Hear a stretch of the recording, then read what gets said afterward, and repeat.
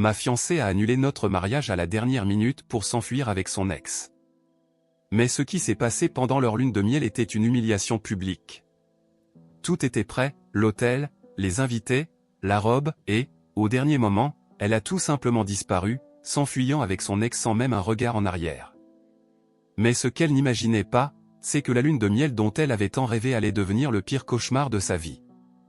Il n'y a pas de mots pour décrire le niveau de dévastation que j'ai ressenti ce jour-là sans que cela semble exagéré.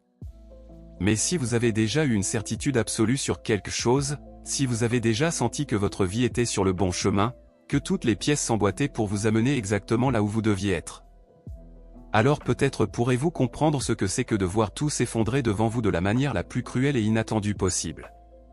C'est exactement ce qui s'est passé le jour où j'étais censé me marier avec Mariana, la femme avec qui j'ai partagé les 2 dernières années de ma vie et avec qui j'étais convaincu de construire un avenir solide et heureux. Rien ne m'a préparé à ce qui est arrivé, encore moins à la façon dont je l'ai découvert. La journée a commencé avec le trac normal de quelqu'un sur le point de faire un pas aussi important que le mariage. Je ne dirais pas que j'avais des doutes, car je n'en avais pas, mais je me sentais submergé par l'ampleur du moment. Nous avions passé des mois à planifier chaque détail, en nous assurant que tout serait parfait. J'ai investi une somme astronomique d'argent pour rendre ce jour inoubliable, de la décoration élégante au menu raffiné, en veillant à chaque petit détail que Mariana souhaitait inclure. J'ai toujours su qu'elle se souciait de l'image, qu'elle se préoccupait de ce que pensaient les autres et qu'elle voulait un mariage qui laisserait tout le monde sans voix. Et j'ai accepté, parce qu'au fond, je voulais aussi que ce soit spécial pour elle. Peu importait le coût, l'effort ou les longues heures de planification. Tout ce qui comptait pour moi, c'était de la voir heureuse. Lorsque je me suis réveillé ce matin-là, mon téléphone était rempli de messages d'amis et de membres de ma famille excités par le mariage. J'ai lu chacun d'eux en souriant, sentant que c'était le début de quelque chose de beau. Tout semblait être en place. Mes amis m'ont aidé à me préparer, plaisantant sur le fait que chaque marié est nerveux. Ils m'ont dit de profiter de chaque instant, car ce serait l'un des jours les plus importants de ma vie. Et j'ai souri, car malgré les nerfs, je croyais qu'ils avaient raison. Je suis allé sur le lieu de la cérémonie en avance, voulant m'assurer que tout serait parfait avant l'arrivée de Mariana. L'endroit était magnifique, une ferme avec des jardins impeccables, éclairés par des lumières chaudes et décorés avec une élégance indéniable. Je suis resté immobile quelques instants, absorbant l'émotion du moment, jusqu'à ce que ma mère s'approche et me demande si j'étais prêt. J'ai répondu que je n'avais jamais été aussi sûr de quelque chose dans toute ma vie. Et puis, mon téléphone a sonné. Ce fut un simple son de notification, quelque chose qui, dans d'autres circonstances, n'aurait eu aucune importance. Mais à cet instant précis, il marqua la fin de tout ce que j'avais construit avec Mariana. J'ai pris mon téléphone et ouvert le message avec l'insouciance de quelqu'un qui s'attend seulement à une confirmation banale. Mais dès que j'ai vu son nom à l'écran et les mots « désolé, je ne peux pas faire ça. Je pars avec lui », j'ai su que ma vie venait de s'effondrer. J'ai ressenti un vide dans l'estomac, une sensation d'irréalité. J'ai relu le message 1, 2, 3 fois, comme si cela pouvait changer ce qui était écrit. Mes mains ont commencé à trembler tandis que mon cerveau essayait de traiter le sens de ces mots. Je pars avec lui. Je n'avais pas besoin de demander qui était lui. Au fond, je le savais déjà. Hernando, son ex. L'homme qui, selon elle, ne faisait plus partie de sa vie. Le gars dont elle m'assurait s'être éloigné complètement. On m'avait déjà raconté que leur histoire était compliquée, pleine d'allers-retours et de problèmes non résolus. Mais je n'aurais jamais imaginé qu'il y avait encore quelque chose entre eux, encore moins suffisamment pour qu'elle m'abandonne le jour de notre mariage. Je ne sais pas combien de temps je suis resté là, figé, à fixer l'écran de mon téléphone, incapable de réagir. Autour de moi, les invités continuaient de parler et de rire, sans savoir ce qui venait de se passer. À un moment donné, ma mère a remarqué mon expression et m'a demandé ce qui n'allait pas. J'ai essayé de parler, mais je n'y suis pas arrivé. J'ai senti l'air quitter mes poumons tandis que le monde autour de moi se rétrécissait. Lorsque j'ai enfin réussi à répondre, ma voix semblait lointaine, comme si ce n'était pas la mienne. Je n'ai fait que tendre mon téléphone vers elle, sans un mot, et j'ai vu son expression changer. Le regard de bonheur s'est transformé en incrédulité, puis en colère, et enfin en inquiétude. Elle a saisi mon bras fermement et m'a dit que je devais m'asseoir, mais je ne pouvais même pas bouger. C'est alors que tout s'est effondré. L'événement qui aurait dû être l'un des moments les plus heureux de ma vie est devenu un désastre absolu. La nouvelle s'est répandue parmi les invités, et l'euphorie a cédé la place à l'indignation. Certains ont essayé d'appeler Mariana, d'autres demandaient si c'était une plaisanterie. Mes amis sont simplement restés à mes côtés en silence, comprenant qu'aucun mot ne pourrait alléger ce que je ressentais. Mais à ce moment-là, alors que tout le monde autour de moi essayait de comprendre ce qui s'était passé, une seule chose traversait mon esprit, Mariana ne m'avait pas seulement abandonné, elle l'avait fait de la manière la plus humiliante possible. Et pourtant, au milieu de la colère, de la tristesse et de la honte, quelque chose en moi a commencé à changer. Je ne pouvais tout simplement pas accepter ça. Je ne pouvais pas la laisser continuer sa vie comme si de rien n'était. Pas après tout ce que j'avais fait pour elle. Pas après la façon dont j'avais été exposé. Ce que Mariana ne savait pas, ce qu'elle ne soupçonnait même pas à ce moment-là, c'est que cela ne resterait pas ainsi. Si elle pensait pouvoir simplement s'enfuir avec son ex et avoir une fin heureuse, elle se trompait lourdement. Sa trahison aurait des conséquences, et je m'assurerais de transformer cet instant en le début de son pire cauchemar. Mise à jour 1. Des jours entiers se sont écoulés avant que la réalité de ce qui s'était passé ne s'installe sur moi comme une dalle de béton impossible à retirer de mes épaules.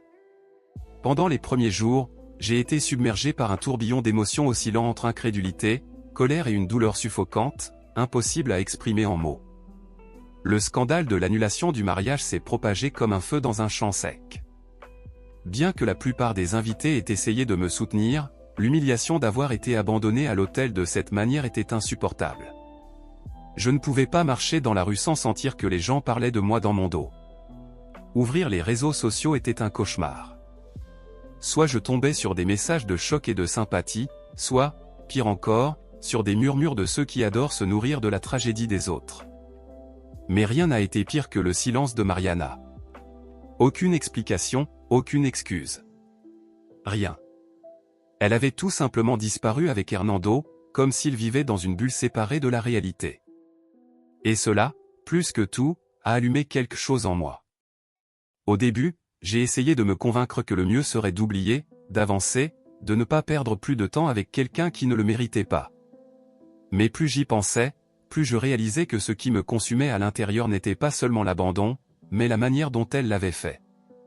Ce n'était pas une séparation normale, une décision prise avec honnêteté.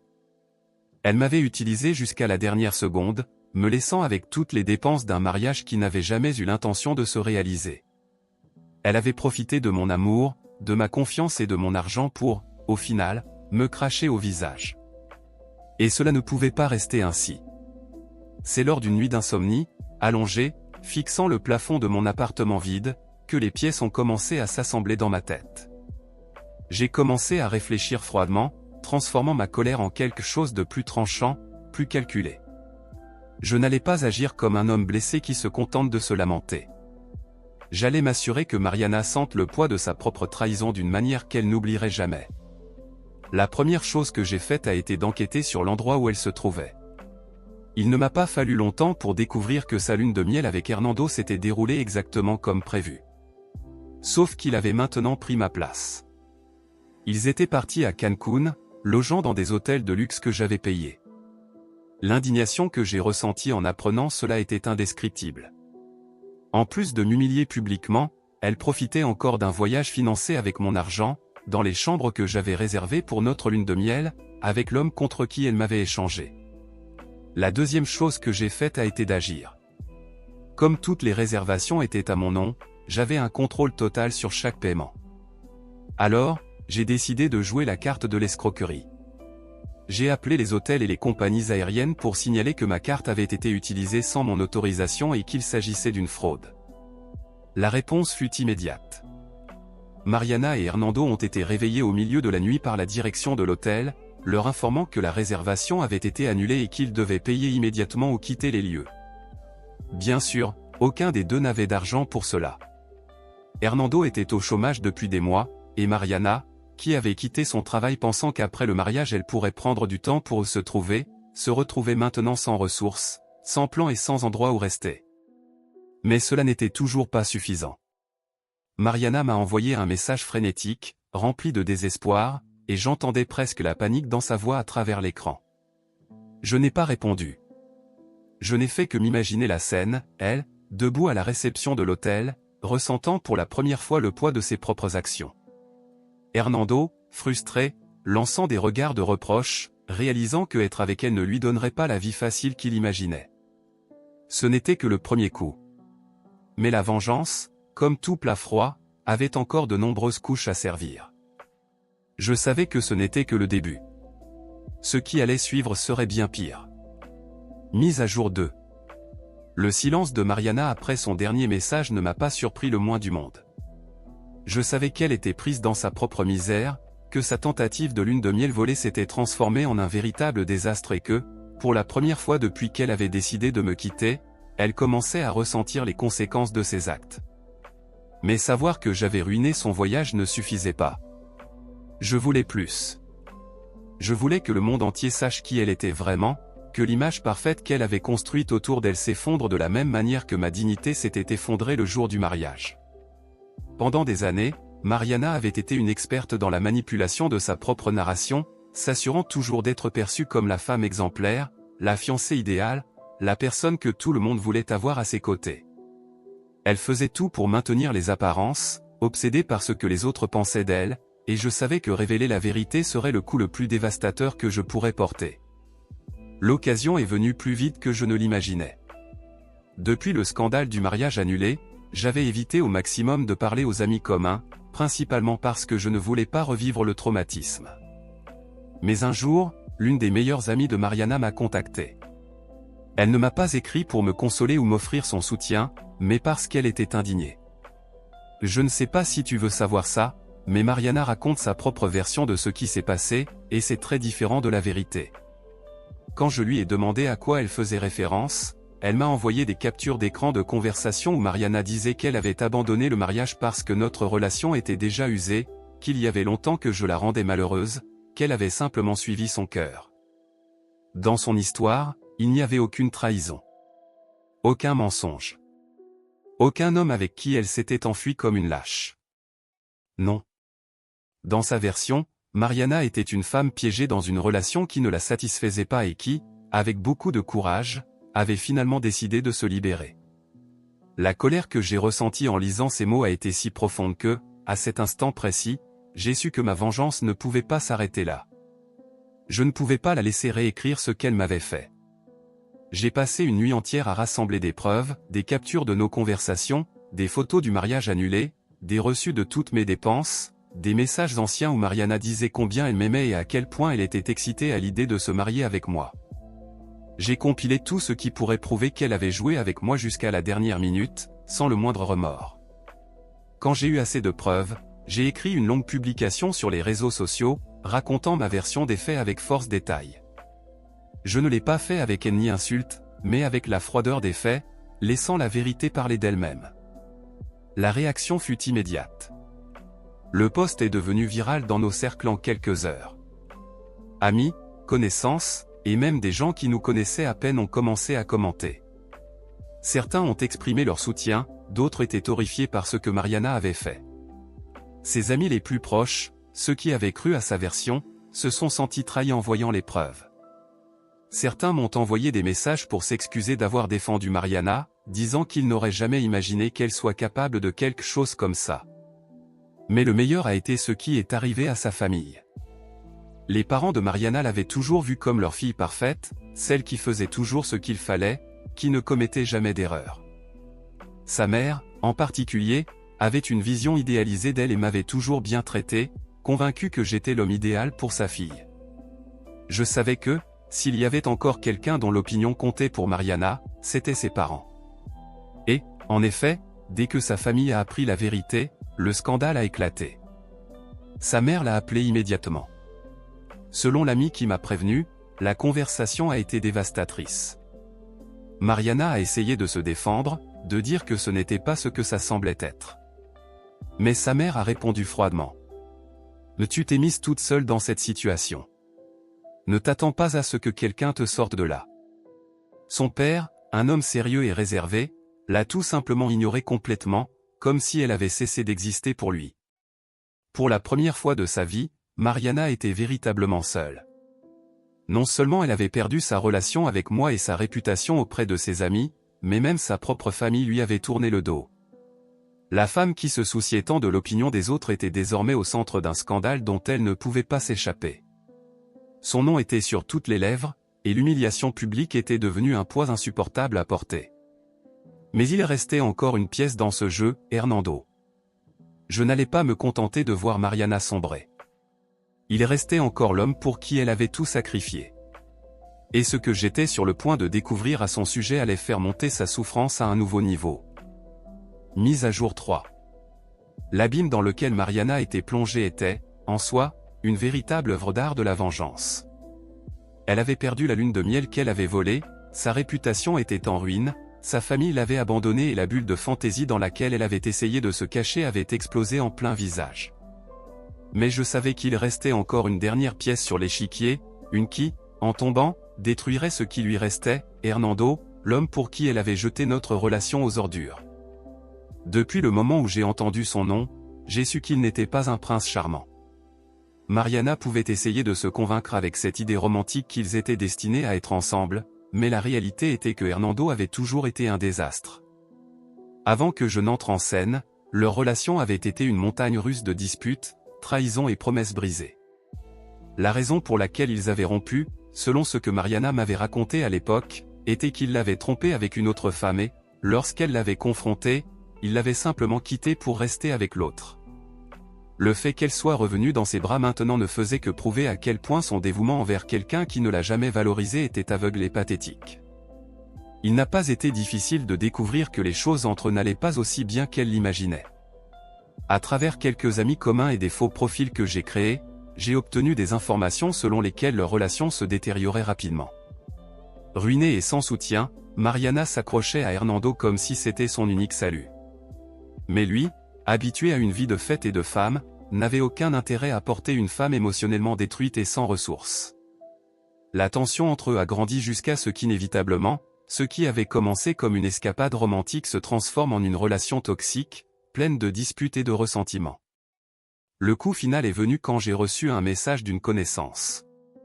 Ce n'était pas quelqu'un avec qui je parlais souvent, mais son message a été bref et direct. Je ne sais pas si tu veux savoir ça, mais Hernando est déjà avec une autre. Je n'avais pas besoin de plus pour comprendre que l'opportunité que j'attendais était juste devant moi. Avec un peu d'insistance, j'ai réussi à obtenir des captures d'écran. Sur celle-ci, Hernando apparaissait clairement en train de flirter avec une autre femme, disant des choses qu'un homme engagé ne devrait définitivement pas dire. Il faisait des promesses de rendez-vous, de plaisir, et, encore mieux, il y avait une conversation entre lui et un ami où il parlait de Mariana.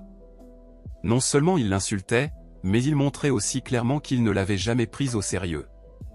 Je me suis juste servi d'elle parce que je n'avais nulle part où aller et je savais qu'elle retomberait parce qu'elle est stupide. Mais le pire a été quand il a écrit. Franchement, j'ai même honte pour elle.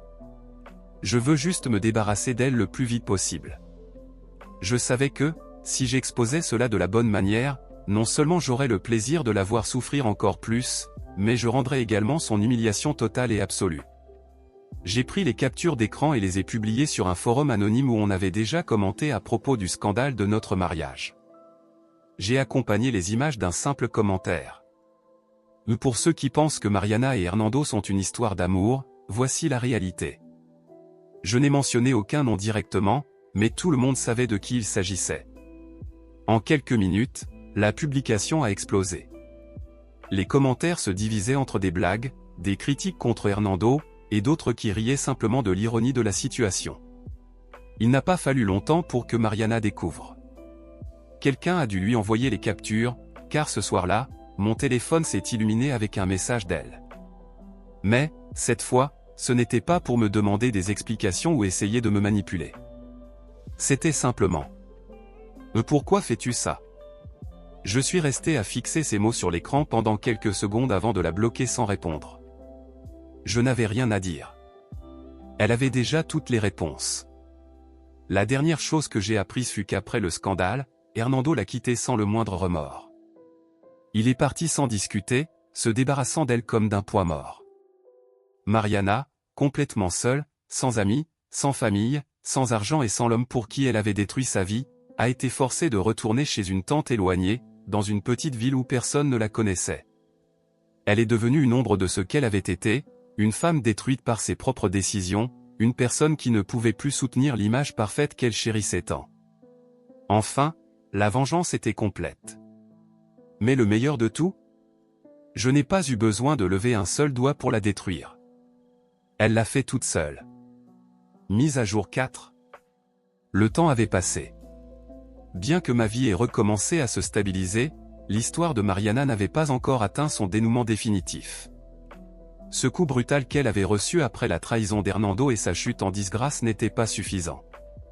Bien que son monde se soit effondré de manière irréparable, quelque chose en moi désirait encore voir sa misère se prolonger un peu plus.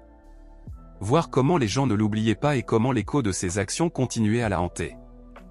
Je savais que sa réputation était détruite dans notre cercle social. Que sa famille l'avait rejetée et qu'elle avait perdu les gens qui autrefois l'admiraient et la plaçaient sur un piédestal. Mais je ne voulais pas que son humiliation s'arrête là. Pas après ce qu'elle m'avait fait. C'est alors que j'ai commencé à remarquer quelque chose de curieux, malgré tout ce qui s'était passé, certaines personnes avaient encore des doutes sur l'histoire réelle. La mémoire collective est étrangement volatile, et, avec le temps, certains connaissances ont commencé à insinuer que Mariana ne méritait peut-être pas toute la haine qu'elle recevait. Certains disaient, c'était une erreur, mais nous ne devrions pas être si durs avec elle. D'autres suggéraient même que j'avais exagéré la situation. C'est à ce moment-là que j'ai réalisé que l'humiliation de Mariana ne pouvait pas rester simplement comme une rumeur, une histoire qui, avec le temps, pourrait être oubliée ou réinterprétée en sa faveur.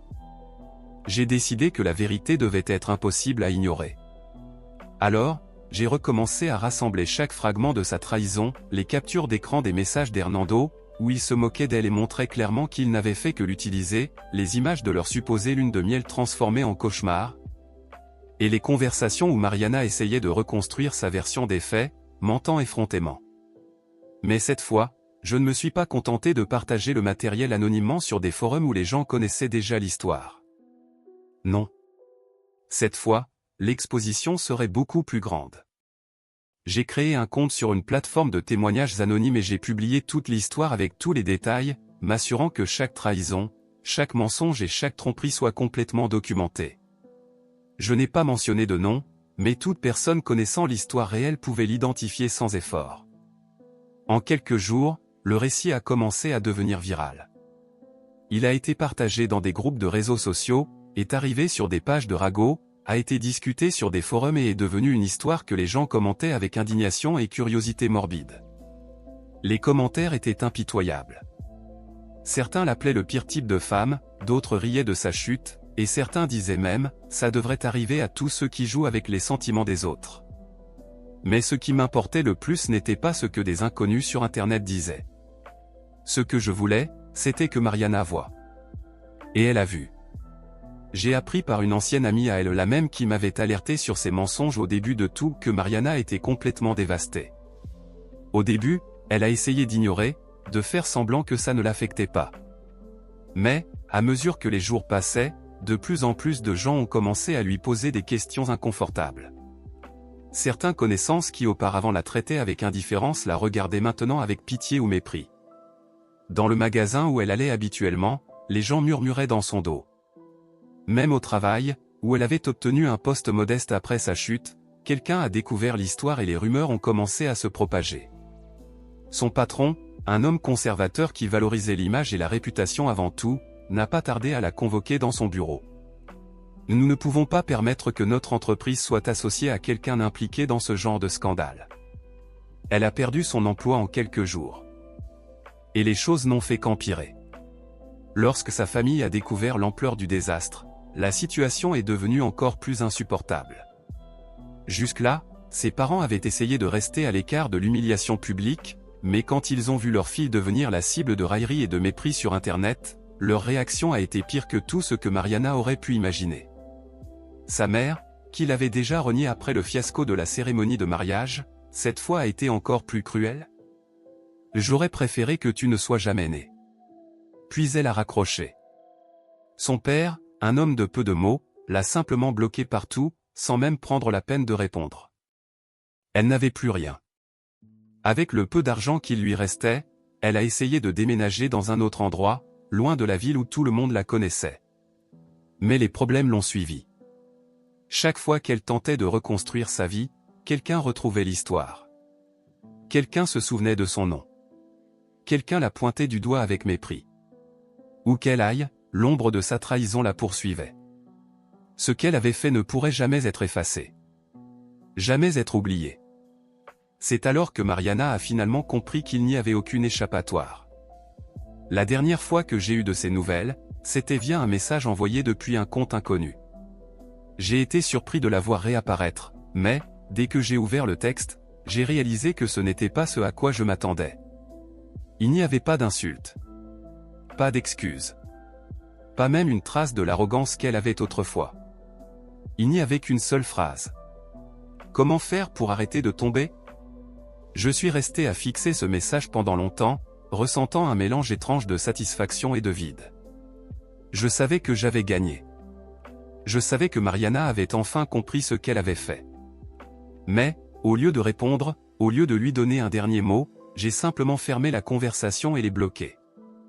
Sa chute n'était plus mon problème. Sa souffrance n'était plus ma responsabilité. Mise à jour finale.